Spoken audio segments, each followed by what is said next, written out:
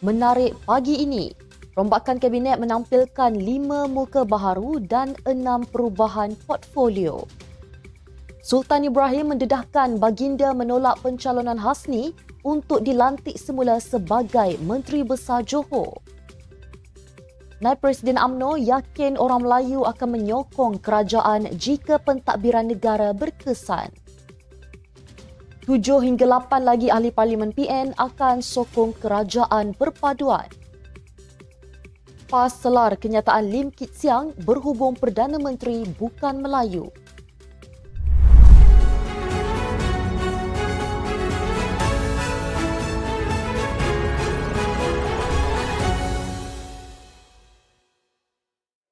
Assalamualaikum dan salam Malaysia Madani.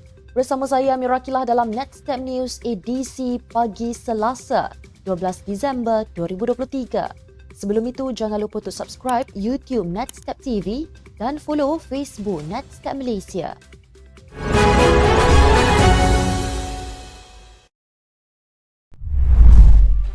Berita sepenuhnya, rombakan kabinet hari ini dijangka menampilkan 5 muka baharu dan 6 perubahan portfolio. Antara yang diberitahu sumber adalah jawatan Menteri Kewangan 2 berkemungkinan disandang CEO KWSP, Datuk Seri Amir Hamzah Azizan. Satu nama yang dikatakan bakal kembali ke kabinet ialah Gobind Singh Deo yang pernah menjadi Menteri Komunikasi dan Multimedia ketika pentadbiran PH pada 2018. Seorang lagi yang dikabarkan akan kembali ke Putrajaya ialah Datuk Seri Dr. Zulkifli Ahmad yang mungkin akan menggantikan Dr. Zaliha Mustafa sebagai Menteri Kesihatan. Timbalan Menteri Kewangan 2, Steven Sim pula dijangka akan dinaikkan pangkat sebagai Menteri Sumber Manusia menggantikan V. Sivakumar. Bekas Menteri Kewangan 2, Datuk Seri Johari Abdul Ghani turut dijangka menyertai kabinet. Menteri di Jabatan Perdana Menteri Hal Ehwal Sabah, Sarawak dan Tugas-Tugas Khas, Datuk Armizan Muhammad Ali dikatakan akan berpindah mengetuai Kementerian Perdagangan, Dalam Negeri dan Kos Sara Hidup. Selain itu, beberapa perubahan portfolio dijangka akan berlaku. Dr. Zaliha difahamkan akan berpindah dari Kementerian Kesihatan ke Kementerian Wilayah Persekutuan yang sebelum ini dibubarkan bagi mewujudkan Jabatan Wilayah Persekutuan.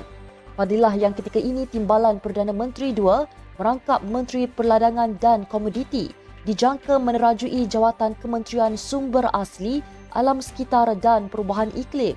Menurut sumber, kementerian berkenaan yang kini diterajui Nik Nazmi Nik Ahmad akan dipecah dua. Selain itu, Muhammad Sabu yang kini menjadi Menteri Pertanian dan Keterjaminan Makanan dijangka berpindah kementerian sebagai Menteri Luar yang kini disandang Datuk Seri Zamri Abdul Kadir.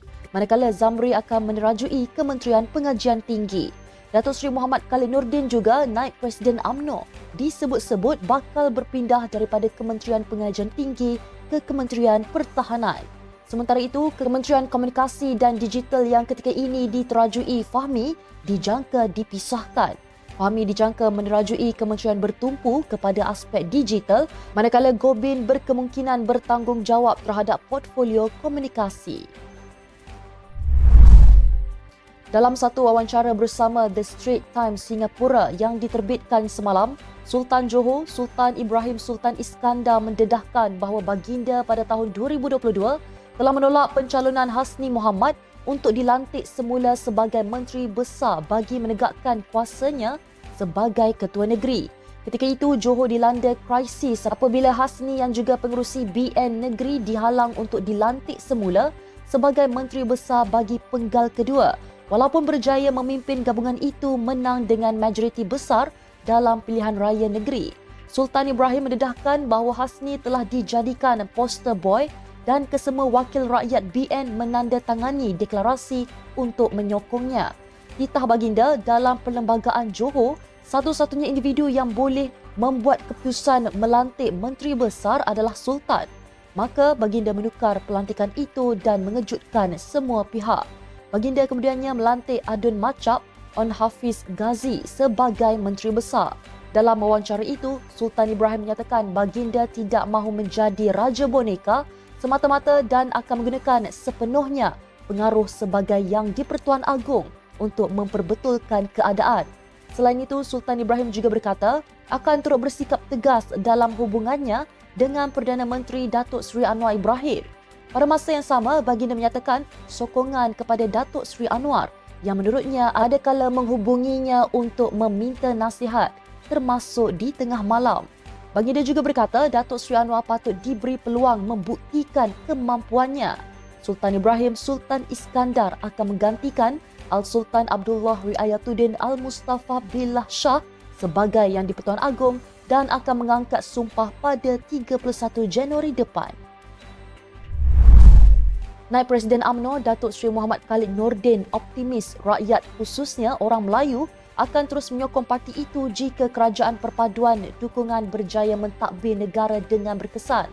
Khalid berkata pada masa ini masih terlalu awal untuk merumuskan yang sokongan orang Melayu terhadap UMNO semakin berkurangan kerana kerajaan perpaduan baru setahun. Namun parti itu masih perlu menguruskan perkara berkaitan sokongan Melayu terhadapnya. Katanya mungkin selepas 3-4 tahun melihat kerajaan perpaduan tidak mengancam kedudukan orang Melayu dan agama Islam selain dapat membawa perubahan dan sebagainya, rakyat akan berubah dan menyokong kerajaan. Menteri Pendidikan Tinggi itu berkata kepada pemberita selepas merasmikan pusat TVET Universiti Malaysia Perlis UNIMAP di kampus Alam Pauh Putra di Arau Perlis semalam. Pada 4 Disember lepas, media melaporkan bekas Perdana Menteri Tun Dr. Mahathir Mohamad mendakwa keputusan Pilihan Raya Kecil Parlimen Kemaman menunjukkan sokongan kepada UMNO merosot dan akan terus merosot selagi parti itu terus menjalin kerjasama dengan DAP. Timbalan Presiden UMNO Datuk Seri Muhammad Hassan pula dilaporkan berkata usaha mengembalikan semula kepercayaan orang Melayu kepada UMNO masih jauh daripada berjaya, namun tidak mustahil untuk dicapai meskipun ia tugas sukar. Terdapat 7 hingga 8 ahli Parlimen Perikatan Nasional akan menyatakan sokongan kepada kerajaan perpaduan tidak lama lagi. Perkara itu dinyatakan ahli Parlimen Bukit Gantang, Datuk Syed Abu Hussein Hafiz Syed Abdul Fassal yang berkata kesemua ahli Parlimen PN itu daripada beberapa negeri yang sememangnya dari kawasan majoriti Melayu. Katanya ada ahli Parlimen yang berhubung sendiri dengannya dan ada juga yang berhubung melalui orang lain. Beliau yang pada 28 November lalu mengisytiharkan sokongan kepada Perdana Menteri Datuk Seri Anwar Ibrahim mengesahkan telah menerima peruntukan selepas pengisytiharan itu. Beliau turut berharap ia akan memberikan kelebihan untuk meluluskan beberapa lagi permohonan untuk pembangunan Parlimen Bukit Gantang. Ditanya sama ada beliau telah diambil tindakan oleh Parti Pribumi Bersatu Malaysia selepas mengisytiharkan sokongan kepada kerajaan perpaduan, Syed Abu Hussein Hafiz berkata masih tiada sebarang tindakan. Kenyataan veteran DAP Lim Kit Siang berhubung isu orang bukan Melayu boleh menjadi Perdana Menteri disifatkan sebagai ulangan propaganda beracun yang berpotensi menimbulkan suasana tidak aman. Justru itu, PAS melalui Setiausaha Agongnya, Datuk Seri Taqiyuddin Hassan menyelar kenyataan itu dan berkata beberapa pimpinan DAP membangkitkan perkara itu sejak puluhan tahun, termasuk pada 2012 oleh Mendiang Karpal Singh dan 2017 oleh Kit Siang sendiri. Jelas Taqiyuddin, Kit Siang berselindung di sebalik Perlembagaan Persekutuan, Rukun Negara dan Wawasan 2020 serta dengan sengaja memberikan gambaran yang salah tentang orang Melayu atau citra politik orang Melayu dengan menyebut bahawa kesemua dokumen itu bermatlamatkan impian Malaysia yang berbilang etnik, agama dan budaya. Menurut beliau, Kit Siang juga kelihatan mengambil peluang membangkitkan perkara ini ketika UMNO berada dalam keadaan tersepit sebagai anggota kerajaan madani sehingga menyebabkan parti tersebut membisu 1000 bahasa. Baru-baru ini, Kit Siang semasa ceramahnya kepada pelajar Malaysia di United Kingdom berharap tidak lama lagi terdapat bukan Melayu menjadi Perdana Menteri.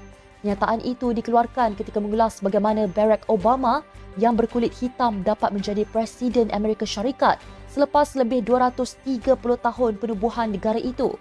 Jelas Taqiyuddin, Kit Siang bertindak seolah-olah jahil undang-undang tanpa melihat konvensyen yang diamalkan sejak kemerdekaan. Sekian untuk edisi pagi ini. Ikuti perkembangan semasa isu-isu panas politik Malaysia setiap hari hanya di Netstep News. Jangan lupa untuk follow Facebook Netstep Malaysia dan subscribe YouTube Netstep TV. Netstat Malaysia menjangkau informasi, mengorak inspirasi. Saya Amirah Akilah. Assalamualaikum dan salam sejahtera.